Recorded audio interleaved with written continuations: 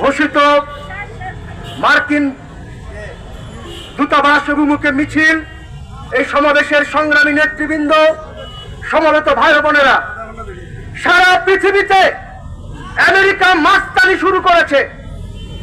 তারা কথায় কথায় আরেক দেশের উপরে হস্তক্ষেপ করছে এবং আপনারা দেখলেন ভেনেজুয়েলার প্রেসিডেন্ট নিকোলাস মাদুরো তার স্ত্রীকে তার শয়ন কক্ষ থেকে তারা তুলে নিয়ে চলে গেছে।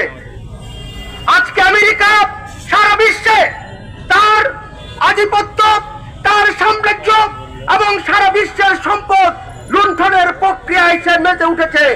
আজকে আমেরিকার প্রেসিডেন্ট ডোনাল্ড ট্রাম্প পাগলা কুকুরের মতো আজকে খেতে উঠেছে। আমরা বলতে চাই, পৃথিবীর দেশে দেশে এর বিরুদ্ধে সংগ্রাম হচ্ছে, লড়াই হচ্ছে।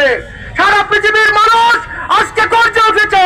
খোঁজ আমেরিকাতেও লক্ষ লক্ষ মানুষ ট্রাম্পের এই নীতির বিরুদ্ধে যুদ্ধ করছে, লড়াই করছে, সংগ্রাম করছে।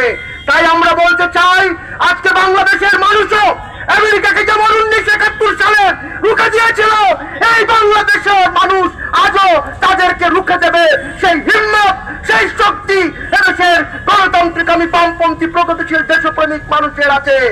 আর আজকে অন্তর্বর্তী সরকারের কাছে বলতে চাই, এখনো পর্যন্ত সুস্পষ্ট কোনো বিবৃতি দিলেন না, ভাসুরের নাম মুখে আনতে চান না। আজকে দেখলাম শুধু অন্তর্বর্তী সরকার না, যারা কথায় কথায় দিল্লি না ঢাকা যারা স্লোগান দেন, আজকে তারাও আমেরিকার বিরুদ্ধে কথা বলেন না। আজকে যারা রাষ্ট্র ক্ষমতায় যাবেন মনে করছেন, স্বপ্ন দেখছেন, তারাও কথা বলছেন না। ওই স্বাধীনতা বিরোধী, ওই জামাত শিবির রাজাকার চক্র, তারাও কথা বলে না। কারণ সবার বাপ আমেরিকা, বাপকে কেউ নড়াইতে চায় না। আজকে আমাদের এদেশের মুক্তিকামী গণতান্ত্রিক প্রগতিশীল মানুষকে, দেশপ্রেমিক মানুষকে ঐক্যবদ্ধ হয়ে বিশ্বব্যাপী আজকে মার্কিন সাম্রাজ্যবাদের যে তাণ্ডব চলছে, সেই তাণ্ডবের বিরুদ্ধে রুখে দাঁড়াতে হবে। রুখে আমরা 71-এ দাঁড়িয়েছি, রুখে আমরা এখনো দাঁড়াচ্ছি, ভবিষ্যতে আমরা রুখে দাঁড়াবো। সেই রুখে দাঁড়ানোর সংগ্রামে আপনারা সামিল হবেন, সেই প্রত্যাশা ব্যক্ত করে সবাইকে সংগ্রামী সালাম, অভিনন্দন, আদাব জানিয়ে আমার বক্তব্য শেষ করছি।